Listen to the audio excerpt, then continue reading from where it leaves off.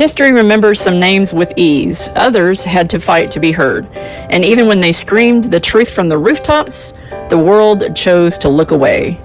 This is the story of Walter Rosenberg, born in Czechoslovakia in 1924. He was a brilliant kid, expelled from school at the age of 15 simply for being Jewish. At 17, he tried to run, and he was caught.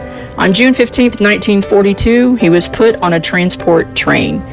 He arrived at Auschwitz at the age of 17, assigned prisoner number 44070. He spent 2 grueling years inside, working in Buna, and later in Canada, working details sorting the belongings of the condemned. Because of where he worked, he saw everything. He knew the scale of the machinery, and he made a choice. He wasn't just going to survive, he was going to escape, and he was going to tell the world. On April 7, 1944, Good Friday, 19-year-old Walter and his fellow prisoner, Vrba-Wetzler, put their plan into motion. They slipped past the inner perimeter and crawled into a hollowed-out woodpile just outside the fence. To throw off the tracking dogs, they sprinkled the area with strong Russian tobacco soaked in gasoline. And then they waited. 76 hours. 3 agonizing days, housed beneath wooden boards, listening to the boots of the SS guards, pacing just inches above their heads, breathing in fumes that burned their lungs. When the search finally subsided, they ran.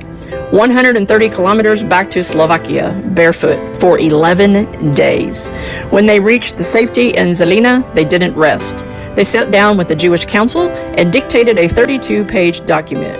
It became known as the Vrba-Wetzler Report, the Auschwitz Protocols. It was the very first mathematical verified, undeniable proof of what was happening inside the camps. The report was smuggled to Budapest, and it made its way to Switzerland, to London, and to Washington. President Roosevelt got a copy on June the 16th. Because of that report, international pressure mounted. On July 7th of 1944, Hungarian regent Miklós Horthy was forced to halt the deportations. 120,000 Budapest Jews were saved. It happened only because Walter and Alfred risked everything under that woodpile. Yet the victory came with a bitter weight.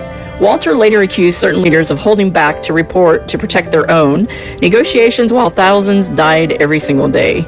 It was a betrayal he carried for the rest of his life. After the war, he changed his name to Rudolf Vrba. He moved to Israel, then to Canada, where he became a university professor. He passed away in 2006 at the age of 81. He never achieved the household name recognition of Anne Frank, but his legacy is carved into history by the sheer force of his defiance. I warned the world, and the world didn't want to know. A teenager who hid under a woodpile, breathing gasoline for 3 days, running barefoot across a country just to tell the world the truth. And the tragedy of it all is the world didn't want to listen. We are bearing witness to what history tried to erase. Bearing witness to what history tried to erase.